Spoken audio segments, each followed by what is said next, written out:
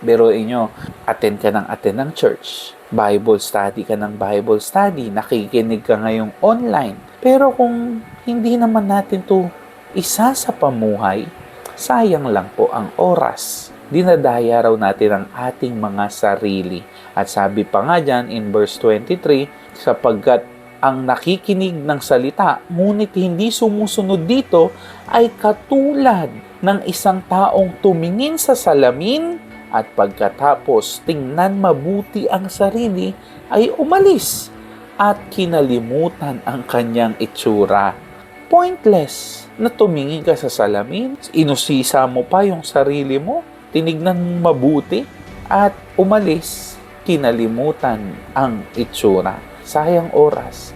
Dumapit tayo kay Jesus, talagang sinuko ang buhay sa Kanya, nakaranas ng kapatawaran. Tapos, darating ang point na kinalimutan mo kung sino ka kay Jesus. Pointless.